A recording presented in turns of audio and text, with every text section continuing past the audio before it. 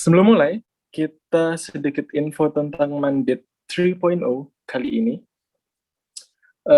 Tadi udah disampaikan juga, jadi dari tim Quran Review kita coba improve lah gitu kan. Jadi di Mandate kali ini kita bagi jadi 2 sesi gitu. Nanti sesi sharing dari aku sama sesi sharing dari teman-teman dalam bentuk cerita Quranku gitu. Kan ada formnya itu kan ya. Jadi buat teman-teman yang mau curhat, mau tanya-tanya, bisa isi formnya gitu. Ada di bit.ly/cerita Quranku gitu. Nah, teknisnya nanti aku bacain gitu, boleh nulis nama, boleh enggak. Tapi yang nulis nama konsekuensinya adalah harus mau ngobrol-lism gitu. Nanti kita panggil langsung buat cerita bareng gitu, ataupun tanya-tanya langsung gitu. Nah, di Mandat kali ini, untuk bahan sharingnya adalah seputar juz 30, dan kita mulai dari jeng-jeng surah Anas gitu. Ya, Anas lagi gitu. Ini Anas sudah episode berapa Mandat ya? Udah ada surah lainnya Kak gitu kan. Udah hafal dari TK nih, udah sering hafal juga gitu. Di masjid-masjid juga ada bahasan-bahasan ini. Ya paling itu-itu aja kalau bahas Anas gitu. Ada yang mulai terbesit bisikan-bisikan seperti itu saat kita lagi bahas. Kita bahas Anas ya Anas lagi. Gitu. Atau nih misal, mungkin teman-teman pernah ya datang ke sebuah kajian gitu kan. Kemudian ketika kita tahu temanya kajiannya itu udah pernah kita ikutin, karena kita ada sebuah bisikan kayak bahas tema itu aja gitu. Kalau yang cowok datang ke khutbah Jumat gitu kan, kemudian khotibnya menyampaikan sesuatu itu udah pernah kita pelajarin. Kadang kan ada bisikan, ya bahasa ayat ini lagi gitu. Tentang ini lagi. Nah, gini teman-teman, ada yang tahu tagline ataupun slogannya Quran Review nggak? Jadi sengaja banget kita bikin tagline itu. Dulu ada Be Humble and Stay Close with Quran itu. Dan pertama itu memang sebelum kita stay close with Quran, step pertamanya itu memang humble gitu loh. Harus rendah hati. Sebab nggak jarang banget saat kita mulai belajar Al-Quran gitu, saat kita itu pengen stay close with Quran, setelah kita dapat insight, dapat ilmu tentang Al-Quran, seolah-olah ada kalanya kita itu kayak merasa udah tahu semuanya tentang ayat itu. Padahal belajarnya juga baru juga dari satu buku tafsir misal, baru juga dari satu guru gitu. Kadang kok bisa sih ngerasa kok seolah-olah tahu semuanya gitu. Nah, teman-teman sekalian, mindset kita ini sebelum kita belajar tentang Anasnya, aku sharing tentang Anasnya, ini sedikit tips ataupun mindset kita dalam belajar Al-Quran gitu. Nah, mindsetnya adalah Alif Lam Mim. Aku biasa sharing sama tim di kantor Quran Review itu, mindsetnya adalah saat kita belajar adalah mindsetnya Alif Lam Mim gitu. Maksudnya apa nih Kak? Mindset Alif Lam Mim. Alif, ya pulpennya tintanya habis. Oke. Mindset kita dalam belajar Al-Quran adalah Alif Lam Mim. Ada yang tahu artinya Alif Lam Mim nggak? Nggak ada kan ya? Itu adalah ayat pertama saat kita buka mushaf Al-Quran setelah surah Fatihah. Baru buka nih, baru baca ayat pertama, Alif Lam Mim. Dan kita itu nggak tahu artinya apa. Maka seperti itulah mindset kita dalam belajar Al-Quran. Mulailah dengan kesadaran bahwa diri kita ini emang nggak tahu apa-apa tentang Al-Quran. Allah lah yang Ar-Rahman itu, yang Allamal Quran itu, Allah lah yang mengajarkan kita tentang Al-Quran gitu. Jadi saat kita buka mushaf itu, ya mulailah dengan sebuah kesadaran, mulailah dengan kerendahan hati, ya Allah, aku nggak tahu apa-apa tentang kitabmu ini. Ajarin hamba ya Allah, teach me gitu. Hamba ingin belajar Al-Quran ya Allah. Dan kita itu nggak tahu apa-apa tentang surah An-Nas. kita nggak tahu apa-apa tentang surah An-Nas. Mungkin sebatas tekstual aja. Qul a'udzu birabbin nas sampai minal jinnati wan nas. Tapi tentang maknanya kita itu sama sekali nol, kosong, nggak tahu apa-apa. Maka untuk memulai mandit kita pada malam hari ini, kita coba apa ya, semacam niat ataupun doa semoga Allah mengajarkan kita surah An-Nas pada malam hari ini. Oke, bismillah. Kita mulai. Surah An-Nas. Surah ini sempat kemarin rame. Siapa sih itu yang minal jinnati wan nas yang jadi alladzi yuwaswisu fi sudurin nas itu artinya adalah yang membisikkan kejahatan kepada dada manusia. Minal jinnati wan nas, dari golongan jin manusia. Pernah siapa sih yang sempat rame itu kemudian ada yang translate malah tidaklah aku menciptakan jin dan manusia untuk beribadah kepadaku. Oh, tenang gitu. Insyaallah ya. Kalau sekilas ya teman-teman, ini kenapa kok disebut jin itu, ataupun dalam hal ayat yang surah Az-Zariyat itu, kenapa kok jin disebut duluan, adalah bukan sebab jin itu lebih mulia daripada manusia. Gitu. Disebut duluan memang penciptaan jin itu lebih dulu dibandingkan manusia. Nah, BTW nih, kapan teman-teman hafal surah An-Nas? Udah hafal semua kan ya? Masa nggak ada? Kapan pertama kali teman-teman hafal surah An-Nas? Waktu TK? Ya, aku di TPA dulu ya, waktu TK. Masya Allah, hafal dari TK, SD. Terus apa lagi nih? TPQ waktu kecil. Masya Allah, sampai lupa sejak kapan. Tapi untungnya, alhamdulillahnya, Anasnya nggak lupa ya. Udah hafal semua kan ya? Nah, tentang Anas ini, bukankah surah ini adalah surah favorit kita semua dalam sholat? Tolong. Bukankah surah ini surah favorit kita dalam sholat kita? Hei, silakan resen yang sholatnya pakai Anas. Bercanda. Oke, jadi Mandit yang baru gabung teman-teman, Mandit ya gini, santai aja. Kadang ketawa, kadang ada yang nangis juga, kadang-kadang entah pas cerita-cerita itu. Ya, Masya Allah. Oke, mulai dari mana ya? Kita mulai dengan detail yang ringan dari surah ini. So, surah ini adalah surah ke-114 di dalam Al-Quran. Kemudian genrenya adalah surah Maki, Mekah gitu kan, Makiyah. Surah Makiyah adalah apa? Ada yang tahu nggak? Surah Makiyah adalah, ayo, ini pelajaran anak SD kalau nggak salah. Apa surah Makiyah? Surah yang turun di Mekah. Benar. Jadi surah Makiyah adalah surah yang turun sebelum Rasulullah hijrah ke Madinah. Kalau turunnya setelah Rasulullah hijrah disebut surah Madaniyah gitu. Nah, sebab ada surah yang turun di Mekah, tapi itu genrenya adalah surah Madani gitu kan. Nanti teman-teman buka di Mushaf Juz 30 itu ada salah satu yang surah Madani. Nah, ini adalah surah Makiyah dan terdiri dari 6 ayat. Tetapi teman-teman, kalau kita lihat dari bahasa Arabnya, sebenarnya dari 6 ayat ini adalah satu kalimat. Ini adalah satu kalimat. Dan alhamdulillahnya ini mushaf apa ya? Alhamdulillah ini keren nih. Jadi di sini dibantu dengan tanda koma. Ini ada kan komanya kan. Jadi kalau dalam bahasa Indonesia, nah ini baru titik. Kalau di dalam bahasa Indonesia kan koma itu belum berarti satu kalimat kan. Tanda akhir dari satu kalimat itu ya titik ini. Gitu.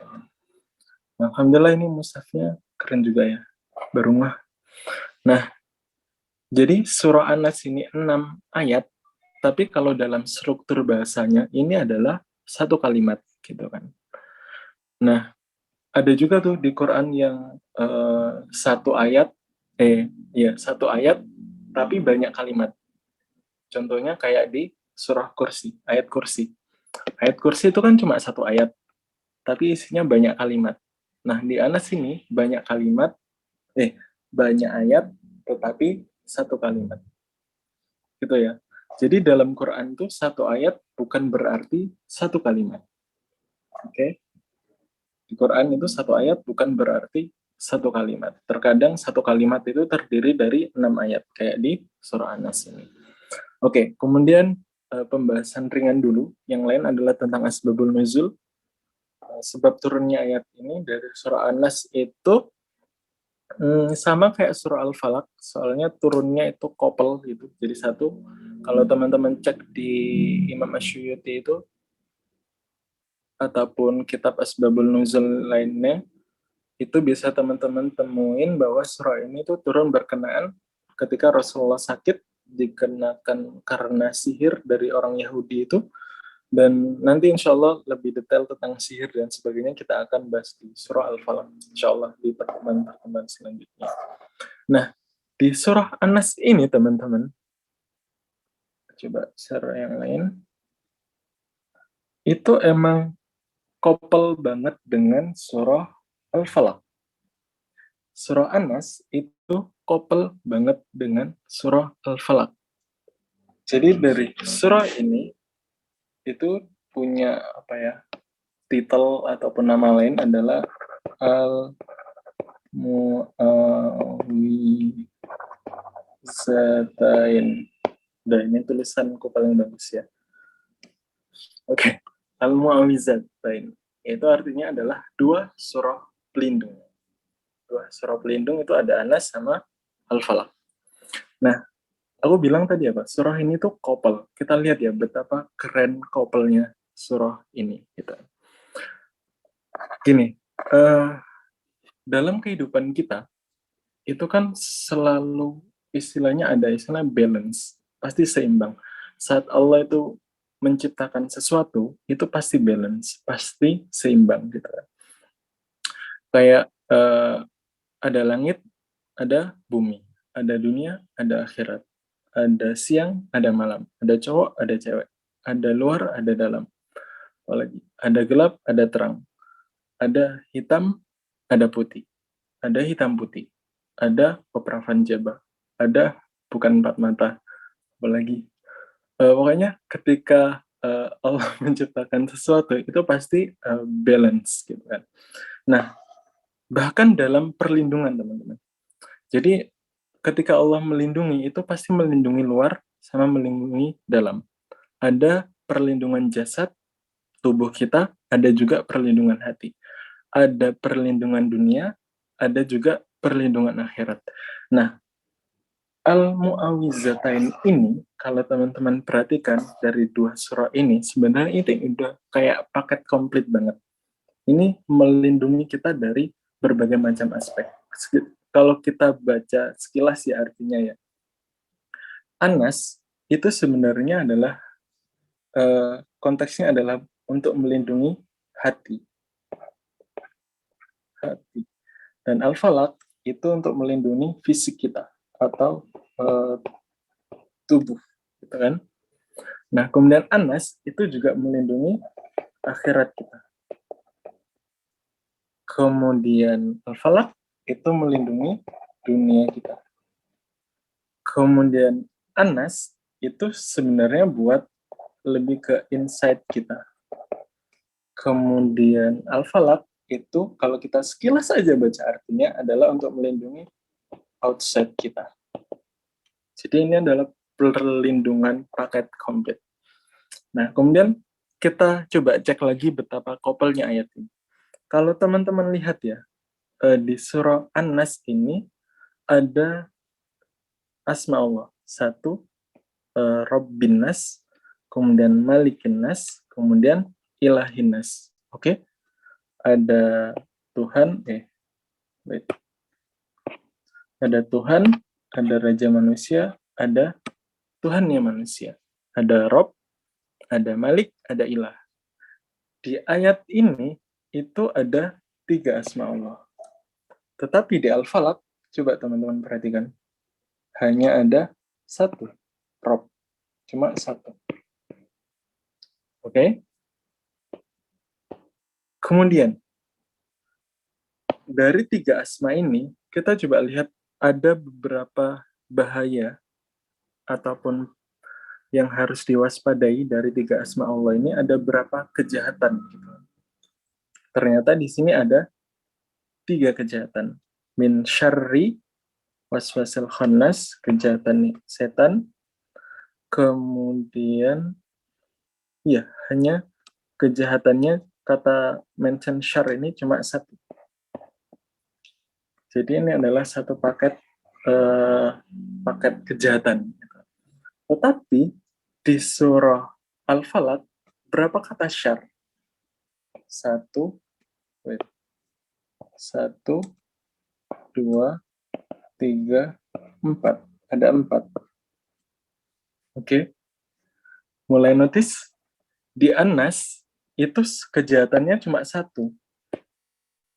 Di Al-Falaq itu kejahatannya ada 4. Oke. Kejahatannya padahal cuma satu loh. Tetapi asma Allahnya ada 3. Di sini kejahatannya ada 4. Tapi asma Allahnya cuma satu. Why? Nah, ini asik serunya di sini. Nah, coba deh. Kira-kira nih, kejahatan yang lebih bahaya yang mana? Kejahatan di surah An-Nas atau di Al-Falaq? Kejahatan yang lebih berbahaya yang mana? Yang ini perlindungannya sampai 3 nih. Yang ini satu aja udah cukup untuk mengcover keempat kejahatan ini. Di surah An-Nas. Oke? Soalnya di surah An-Nas itu pakai 3 asma Allah itu disebut Rabbin Nas, Malikin Nas, Ilahin Nas. Tetapi di Al-Falaq hanya Rabbil Falaq. Gitu kan. Nah, teman-teman sekalian, ini tuh untuk menunjukkan kepada kita betapa berbahayanya kejahatan yang syar yang satu ini. Ini bahaya banget, yaitu was-was dari setan. Nah, kemudian nih, misal ada sebuah sebuah pengamanan yang berlapis-lapis ataupun perlindungan yang berlapis-lapis. Contohnya misal ada demo kenaikan BBM. Enggak. Contoh yang lain aja. Negara kita kan nggak pernah demo ya. BBM insya Allah aman. Oke, misal nih ada acara organ tunggal ya. Kita pakai analogi organ tunggal aja. Misal ada organ tunggal di kampung, ada organ di kampung, itu pengamanannya kira-kira teman-teman, itu cukup pakai hansip atau harus diturunin ribuan pasukan TNI? Ada organ tunggal di kampung nih, cukup pakai hansip kan ya. Nah, kemudian kalau ada konser BTS nih misal, ataupun konsernya Justin Bieber yang kemarin batal gitu kan, katanya batal sih ya. Nah, kira-kira dengan konser seperti itu cukup pakai hansip kompleks gitu kan, atau satpam BCA, atau ribuan pasukan TNI, atau BRIMOB gitu. Pasti perlindungannya akan semakin besar kan ya. Pasti pengamanannya akan luar biasa gitu. Nah, pengamanan atau perlindungan yang luar biasa itu sebenarnya itu tidak hanya menunjukkan ancaman dari musuh yang tinggi, tetapi itu juga menunjukkan betapa berharganya yang dilindungi. Semakin kuat keamanannya, secara tidak langsung itu adalah untuk menunjukkan betapa berharganya sesuatu yang diamanin tersebut, sesuatu yang dilindungi tersebut. Nah, teman-teman, di dalam surah An-Nas itu ada 3 loh. Ada 3 perlindungan, ada 3 asma Allah. Rabbinas, Malikinas, Ilahinas. Jadi teman-teman ini menunjukkan ke kita betapa berharganya apa yang ada di dalam hati kita, apa yang ada di dalam tubuh diri kita, apa yang menjadi urusan akhirat kita, apa yang menjadi urusan dalam agama kita. Ini begitu berharganya Allah sampai berikan 3 asma untuk menjaganya dari godaan setan. Terkadang bukan karena setannya yang kuat gitu, tapi sebab ada di dalam hati keimanan kita yang berharga itu. Nah, ayat ini teman-teman, kalau sekilas kita bahas surah An-Nas gitu ya, sebenarnya ini tentang lebih ke kayak ngingetin kita sih gitu ya, tentang apa kabar akhirat kita gitu. Saat kita baca Anas mungkin dari TK dulu ya feel-nya biasa aja ya mungkin. Tetapi kalau sedikit kita pelajari dari kok ada 3 asma Allah ya di sini gitu. Kemudian kok ada waswas syaiton ya gitu. Jadi kemudian kalau kita bandingkan di surah Al-Falaq gitu kan. Ingetin lagi apa kabar akhirat kita ya. Saat Allah ngasih tahu, jadi ayat ini seolah ngasih tahu akhirat kalian itu penting loh. Keimanan kalian itu penting loh. Jadi sejauh apa sih kita nganggep urusan akhirat kita itu penting gitu? Padahal Allah udah wanti-wanti nih, urusan akhirat kalian itu penting loh. Gitu. Tapi sejauh apa kita nganggap penting? Gitu. Ataukah kita misal nemuin klien dulu, atau nemuin Allah dulu nih? Misal dalam bentrok dengan waktu sholat. Gak enak sama dosen gegara telat kuliah, apa lebih nggak enak sama Allah gegara telat waktu sholat? Lebih sering buka Quran gitu kan, atau scroll sosmed, YouTube, Instagram, dan TikTok, dan lain-lain.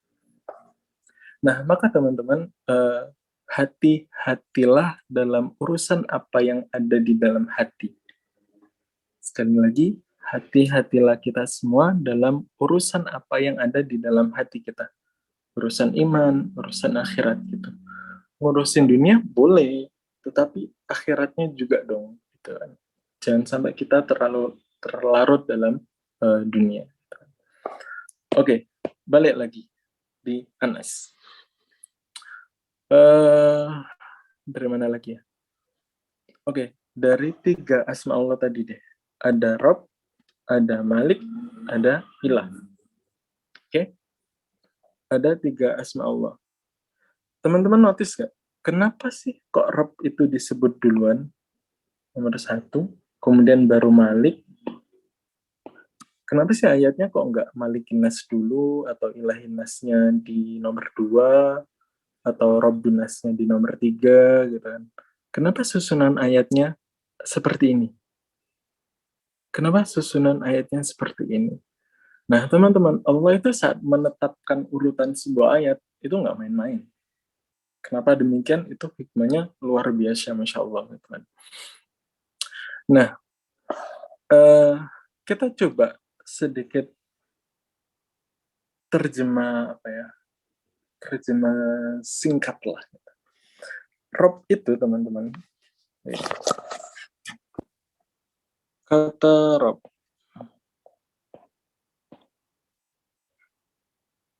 Ini kenapa tulisan aku jadi gini? Too small. Rob, terjemah bebasnya itu lebih ke owner. Kalau Malik, itu adalah ke king. Lebih ke raja.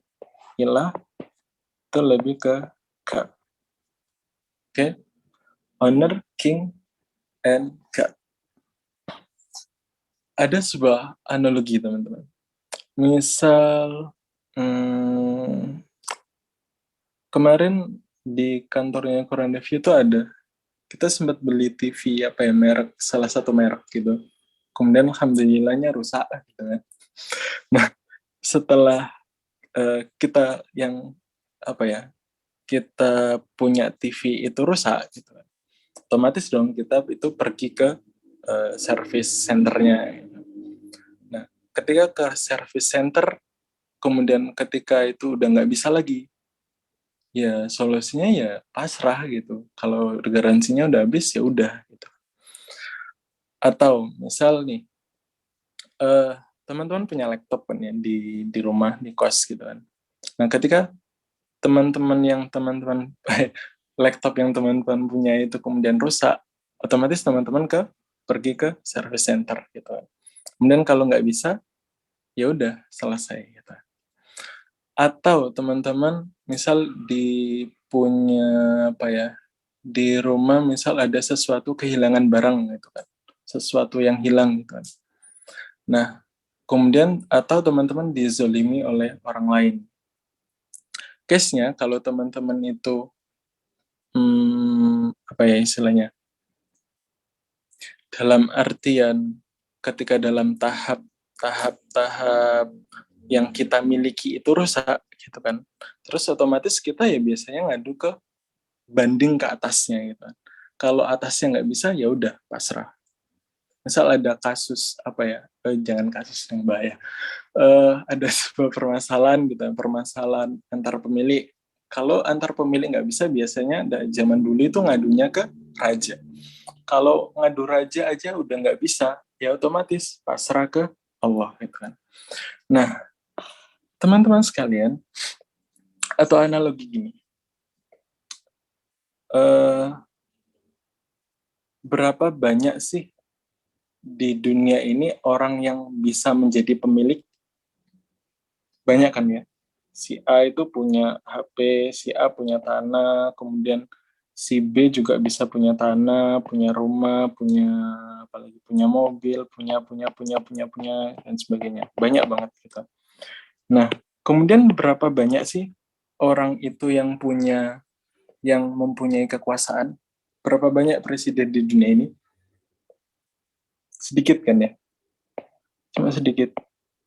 Yang jadi wali kota sedikit, menjadi gubernur sedikit, menjadi presiden sedikit. Kemudian berapa banyak raja Tuhan di dunia ini? Cuma satu. Teman-teman notice nggak sih? Notice nggak? Hmm, gambar dulu.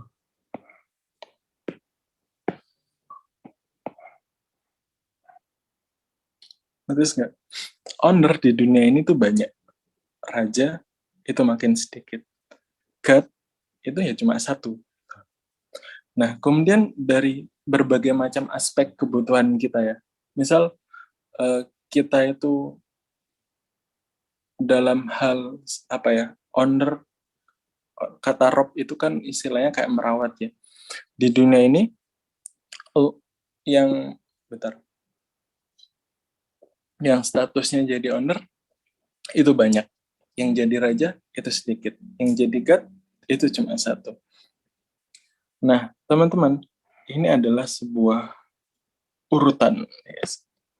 Sebuah urutan tentang bagaimana, kenapa kok rob dulu, kemudian kenapa kok ada king, kemudian kenapa kok god. Ini adalah sebuah urutan dari kebutuhan yang paling banyak hingga kebutuhan yang paling sedikit, dan kebutuhan yang cuma bisa satu doang itu di-provide semuanya oleh Allah Subhanahu wa taala. Artinya apa? Segala macam kebutuhan kita, dari urusan yang amat sangat luas cakupannya, hingga urusan yang amat sedang cakupannya, hingga urusan yang cuma bisa satu doang cakupannya, itu Allah sudah mengcover ke semuanya.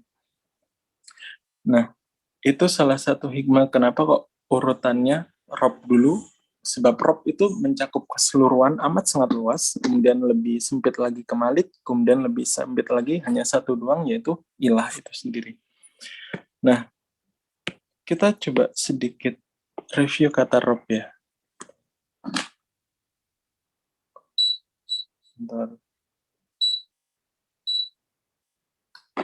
Oke, kata Rob sendiri, teman-teman, satu itu bisa bermakna apa ya? Kemarin itu purify, purify, purify. Jadi analoginya gini, teman-teman punya blender kan ya, misalnya ini blender, gambar blender gimana sih? Gini ya. Ini pisaunya, ini blendernya, ini ada kayak nomor 1, 0, 1, 2, 3 gitu kan. Nah, misal nih teman-teman itu masukin apel misal. Ini apel ini udah paling bagus ilustrasinya. Oke, misal kemudian teman-teman blender dan tutupnya itu teman-teman buka. Teman-teman buka, apa yang terjadi ketika blender ini dinyalain? Biasanya kan ada yang terbang-terbang ya.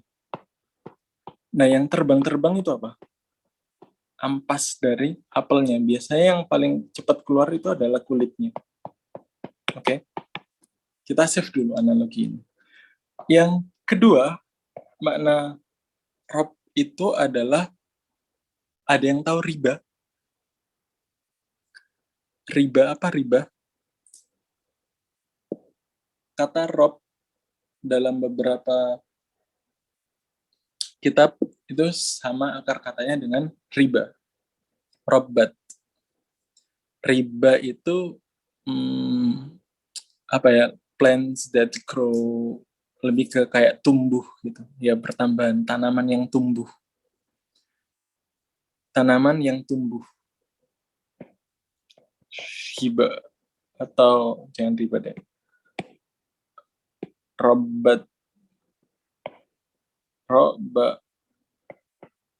Terus bahasa Indonesianya ya. Robbat. Ada yang anak pertanian di sini? Yes. Apakah cuma saya anak pertanian?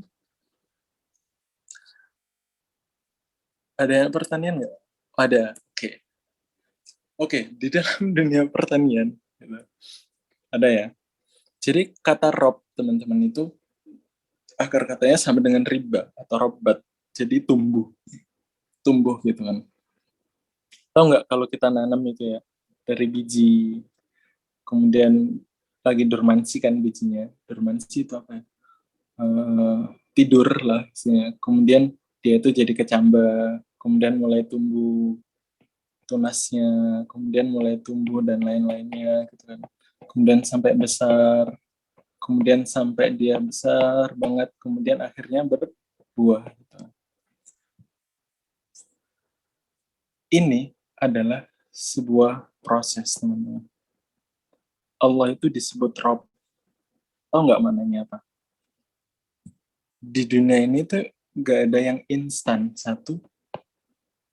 Dan Allah itu akan memaksa diri kita untuk menjalani sebuah proses. Allah disebut Rob sebab di dunia ini nggak ada yang instan dan memaksa kita untuk menjalani sebuah proses. Dan tahu nggak, salah satu sifat Rob itu Allah akan senantiasa menemani kita dalam setiap proses kita. Nah, pertanian ngerti lah ya, bagaimana dari biji hingga panen itu prosesnya seperti apa. Dan seorang petani itu pasti nemenin terus sampai benar-benar panen, sampai benar-benar tumbuh dewasa. Nah, Allah itu jauh daripada itu. Itulah salah satu kenapa Allah itu disebut dengan Rob. Dan Rob itu juga dari kata, ada yang tahu tarbiyah? Tarbiyah itu pendidikan. Nah, Robbun itu juga bisa berarti menyiram. Kadang aku bersyukur banget jadi anak pertanian. Tahu nggak teman-teman, kalau teman-teman yang dari pertanian ya, menyiram kebutuhan air. Ini jadi kuliah. Oke. Kebutuhan air setiap tanaman itu kan berbeda-beda. Dan kebutuhannya itu nggak bisa banget kita kasih langsung. Misal langsung kita kasih 10 liter, itu nggak bisa. Pasti kalau kita nyiram apapun tanamannya, itu pasti sedikit-sedikit menyesuaikan kebutuhan air. Apalagi kalau tanaman anggrek ya, misal tanaman anggrek itu kalau dikasih air banyak, biasanya akarnya akan busuk. Atau beberapa tanaman lainnya kalau terlalu tergenang oleh air, itu tanamannya akan mati. Nah, di dalam menyiram, kata rob itu, tarbiyah itu, robbun itu juga bisa diartikan menyiram. Artinya apa? Allah itu saat memberikan kita sesuatu, itu selalu pada takaran yang pas. Ya Allah, kenapa kok aku nggak dikasih duit 1 M langsung gitu kan, langsung ratusan juta, langsung ratusan miliar. Tapi sengaja Allah cicil per bulan itu rezekinya sekian, sekian, sekian, sekian. Itu sama dengan petani, kenapa kok dia nyiramin tanamannya itu kok sedikit demi sedikit? Kenapa kok nggak langsung aja gitu? Langsung grojok gitu misalnya. Maka tanaman itu akan mati gitu. Maka kata Rob di situ teman-teman adalah Allah itu selalu mentakar rezeki kita. Allah itu adalah owner, Rob kita, pemilik kita gitu. Nah, kemudian eh, kata tentang masih tentang kata Rob ini, ada yang hafal doa untuk orang tua apa itu? Rabbil firli warhamni, Rabbil firli warhamni. Oh, Allahumma firli zanubi wali walidayya warhamma kama Rabbayani. Iya nggak? Dalam nggak kalau di dalam doa untuk orang tua itu ada Rabbayani shaghira, sebagaimana kedua orang tuaku itu merawat aku shaghira ketika aku waktu kecil. Dan orang tua itu Rabbayani, jadi orang tua itu sebenarnya adalah juga seorang murabbi, seorang seorang yang harus memiliki sifat Rob itu sendiri. Jadi seorang orang tua itu memang harus menyiapkan segala sesuatunya yang dibutuhkan oleh anak. Jadi orang tua itu memang bisa banget untuk disebut sebagai murabbi. Jadi teman-teman, idea dari Rob itu adalah owner, memberi yang kita butuhkan pada takaran yang pas, merawat, menjaga kita, menyembuhkan kita ketika sakit, memberi rezeki kita, memberi makan kita, itulah yang disebut dengan Rob gitu. Dan dalam case yang lain, misal orang tua kan bisa disebut sebagai murabbi, orang yang merawat, melindungi kita, ngasih makan kita every day, every time gitu kan. Mungkin nggak bagi seorang anak itu merasa, misalnya kan udah dirawat sama orang tuanya nih, orang tuanya udah dilindungi dan sebagainya. Mungkin nggak ketika orang tua itu dewasa, orang tua si anak itu dewasa, dia itu akan berkata, ibu aku tuh udah bisa sendiri gitu. I can do it myself, man. Yes. Mungkin nggak? Ini aku bisa sendiri kok. Aku nggak butuh dijaga lagi. Aku nggak butuh dirawat lagi. Aku udah gede gitu loh. Aku bisa apa ya? Aku udah bisa ngelakuin semuanya sendiri gitu kan. Dan kemudian ada sebuah pikiran di anak itu, kayaknya aku udah nggak butuh orang tua lagi deh. Orang tua itu udah buat apa sih kalau aku udah gede, kan aku udah bisa nyari makan sendiri, udah bisa pakai baju sendiri, kalau sakit udah bisa berobat sendiri gitu. Saat itulah seorang anak itu kayak merasa independen gitu, kayak merasa bisa berdiri sendiri. Dan seolah-olah dia itu nggak butuh lagi sosok murabi itu lagi. Jadi aku bisa ngelakuin semuanya sendiri gitu. Tetapi teman-teman, saat dia itu dalam kesusahan, kemudian tiba-tiba dia sakit banget, kemudian punya masalah yang berat banget, kira-kira dia itu butuh orang tuanya lagi nggak? Butuh sosok murabinya lagi nggak? Pasti dia akan butuh. Nah, teman-teman, sebagaimana analogi anak sama orang tuanya tadi, terkadang manusia itu kayak gitu.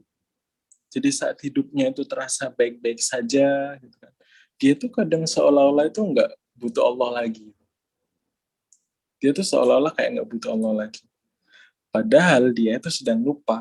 Setiap nafas yang dia hirup itu dari Allah. Darah yang mengalir setiap pembuluh itu karena Allah.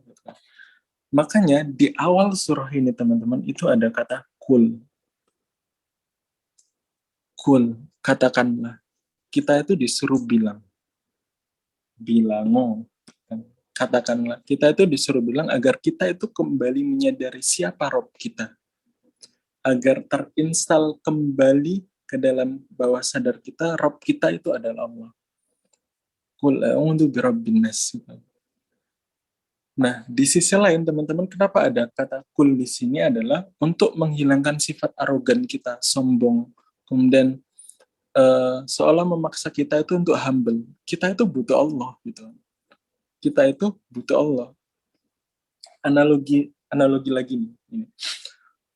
Misal ada kalau teman di sekitar teman-teman ada anak kecil gitu kan, ngerengek, lalu anak kecil itu minta bantuan, minta sesuatu gitu, minta buat diambilin air ataupun diambil mainan di atas lemari. Lalu kan kadang ibunya itu bilang gini, bilang gimana dulu? Ibu, minta tolong ambilin mainan aku ya, gitu. Pernah notice nggak? Saat biasanya ada ambilin, gitu kan, anak kecilnya. Biasanya ibunya tuh ngajarin secara tidak langsung. Bilang gimana dulu? Bilang gimana dulu? Ibu, aku minta tolong. Jadi gini teman-teman, bisa nggak sih si ibu itu peka terus auto nolongin anaknya buat ngambilin mainan itu tanpa si anak itu bilang? Bisa banget kan ya? Tetapi si ibu itu sengaja banget ngajarin anaknya, ibu, aku minta tolong ambilin mainan aku ya, gitu kan. Si ibu itu sedang ngajarin how to humble yourself gitu. Agar si anak itu juga sadar tentang posisinya, dia itu seorang anak, bukan seorang bos yang nyuruh-nyuruh ibunya. Makanya si ibu itu bilang ke anaknya, gimana cara minta tolongnya? Ibu, aku minta tolong ya. Nah, teman-teman sekalian, Allah itu adalah Rob kita. Allah itu super duper peka banget kita. Allah bisa banget buat ngelindungin kita dari setan, dari apapun tanpa kita pinta gitu. Tetapi di ayat ini, why? Allah itu seolah seperti seorang tadi analogi tadi untuk bilang ke kita, kul a'udzu birabbin nas. Katakanlah wahai hambaku, bilang dulu ke aku gitu. Jadi Allah itu sebenarnya peka, Allah itu bisa ngelindungin tanpa kita minta gitu kan. Nah, ayat ini teman-teman mengajarkan ke kita agar kita itu sadar diri. Kalau diri kita itu seorang hamba. Allah itu cuma pengen kita bilang, ya Allah, aku berlindung kepada Tuhannya manusia. Ya Allah, I need you, help me. Gitu. Ya Allah, tolong aku. Allah itu suka banget ketika seorang hambanya bilang demikian. Meskipun lagi ya, sejatinya Allah itu bisa banget ngelindungin tanpa si hamba itu minta. Tetapi Allah suka banget ketika ada seorang hamba, seperti seorang anak tadi yang ya, ibunya itu bilang dulu ya, gimana bilangnya? Itu ibunya pasti senang kan. Nah Allah itu jauh lebih senang ketika ada orang yang meminta perlindungan kepada Allah Subhanahu Wa Taala. Gitu. Nah kemudian next adalah kata a'udzu. Oke, kata a'udzu. A'udzu itu dari kata uwad. A'udzu apa? Ta'awud. Ta'awud itu minta perlindungan. Dari kata uwad. Kalau tulisan bahasa Indonesia gimana ya? Astagfirullah tulisanku. Uwad. Udah pokoknya gini ya. Uwad itu artinya nempel. Sebenarnya ada analogi zaman dulunya, tapi aku coba install dengan analogi zaman sekarang, yaitu dengan sebuah masakan bernama tengkleng. Ada yang pernah makan tengkleng, teman-teman sekalian? Nah, pernah nggak? Pernah kan ya? Tapi bener tengkleng nggak sih? Jadi ada makanan yang tulangnya itu kemudian ada daging yang nempel gitu loh. Itu masakan apa? Tengkleng kan ya? Tengkleng. Kalau kita makan makan tengkleng itu kan ada dagingnya nempel. Nah itu disebut uwal. Nempelnya kayak gitu uwal. Kalau dagingnya itu lepas, itu nggak bisa disebut tengkleng lagi. Itu disebut sate biasanya. ataupun olahan tongseng gitu kan. Disebut tengkleng karena ada daging yang menempel pada tulang tadi. Tengkleng bukan ya pokoknya tengkleng. Oke. Ya pokoknya itulah. Oke, itu disebut uwat. Atau teman-teman, ini analogi jadulnya adalah ada sebuah batu, terus ada lumut yang menempel. Nah, menempelnya itu disebut uwat. Ini analogi zaman dulunya. Gitu, uwat. Nah, tahu nggak lumut itu anak pertanian? Tolong jawab. Ketika lumut itu udah nggak menempel lagi pada batunya, apa yang terjadi pada lumut itu? Jatuh, kering, dan mati. Udah tidak berarti lagi. Berartinya sebuah lumut adalah ketika dia uwat, ketika itu dia menempel dengan batu. Ada mulai dapat gak maknanya kenapa ada a'udzu di sini? Jadi ketika kita mengatakan kul a'udzu birabbin nas, ya Allah, aku pengen nempel dengan engkau. Dalam artian, ya Allah, aku pengen dekat, ya Allah. Sebab kalau aku nggak nempel dengan engkau, ya Allah, aku nggak berarti jadi apa-apa. Aku bukanlah apa-apa, ya Allah, aku nggak bisa. Jadi kalau di sini ada berlindung, ini sebenarnya teman-teman itu nggak sekedar berlindung, tapi nempel banget dengan Allah Subhanahu Wa Taala. Seolah-olah, ya Allah, kalau aku nggak tanpa engkau, ya Allah, aku ini jadi apa? Kalau aku nggak berlindung dengan engkau, ya Allah, ya aku pasti kering, mati, dan sebagainya. Musnah, sirna, gitu. Nah, teman-teman, maka ketika kita itu mengucap kul a'udzu birabbin nas, ataupun kita baca ketika kita tilawah, ataupun saat kita baca ketika sholat, gitu, maknain bahwa ya Allah, aku pengen dekat dengan engkau, aku pengen dekat sedekat-dekatnya dengan engkau sehingga aku bisa berlindung dengan engkau. Orang yang nggak dekat itu nggak dilindungi. Orang yang mana mungkin kita bisa melindungi orang yang nggak dekat dengan kita. So, saat kita mengucap kul a'udzu birabbin nas, sekali lagi maknain, ya Allah, I need you, help me, I wanna stay close with you, gitu. Ya Allah, aku pengen dekat banget dengan engkau sehingga engkau bisa melindungi aku dari berbagai macam permasalahan, terutama dari godaan syaitan yang terkutuk, yang bersembunyi, yang berselimut ke dalam membisikkan ke dada manusia, baik dari golongan jin dan golongan manusia. Nah, teman-teman, ini ayat ini Masya Allah banget. Ketika kita pelajarin maknanya gitu ya, dari ayat 1 itu baca Anas itu jadi nangis loh. Kalau kita bener-bener dapat maknanya gitu. Baru baca kul bilang ya gitu. Jadi ketika ada kata kul itu seolah Allah itu kayak membisik lembut, bilang ya wahai hambaku gitu, a'udzu birabbin nas gitu. Kul a'udzu birabbin nas, kemudian malikin nas. Nah, itu teman-teman sekalian baru ayat 1 pada mandit pada malam hari ini. Insya Allah besok kita akan lanjut di Malikinas, Ilahinas, kemudian Mensyaril Waswasil Khannas, Alladhi Yaswisu Bisudurinas Minal Jinnati Wal Nas. Oke, sedikit aja pada malam hari ini, semoga menjadi bermanfaat dan ya bedanya mandate 3.0 dengan mandate sebelumnya adalah kita coba bahas full gitu. Kalau mandate sebelumnya kan terkadang kita bahas ayat atasnya aja gitu kan. Tapi insya Allah di mandate ini kita akan coba bahas full per surahnya gitu.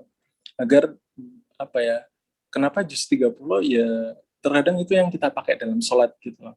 Dan terkadang itu yang lebih kita hafal dibandingkan surah-surah yang lainnya. Alangkah lebih indahnya kalau kita itu benar-benar memaknai surah-surah yang sudah kita hafal. Meskipun kul a'udzu birabbin nas itu Masya Allah dahsyat banget. Saat kita itu sudah tahu maknanya, sudah tahu sedikit aja hikmahnya gitu kan. Saat kita baca itu getarannya itu beda, Mas. Jadi nggak sekedar kalau itu birabbin nas, malikin nas, ilahin nas, Walau bilang cool aja itu kayak gitu. Nah, oke, itu pada malam hari ini. Selanjutnya ada sesi kuis. Kemudian nanti ada sesi apa? Cerita Quranku. Yeay. Insyaallah, thank you Ustadz. Ustadz lagi, Kak Azza. Kebiasaan saya. Thank you Kak Azza. Dan minggu depan insya Allah kita akan bahas Minion dan Boruto. Wait, Minion? Ada apa kaitannya Minion dengan Boruto? Ya, ini masih dalam kompleks surah An-Nas. Jadi kan kalau teman-teman baca kitab itu kan analoginya kadang zaman dulu banget gitu. Oke, so besok kita pakai analogi ini untuk memahami lanjutan dari surah An-Nas. Yeay.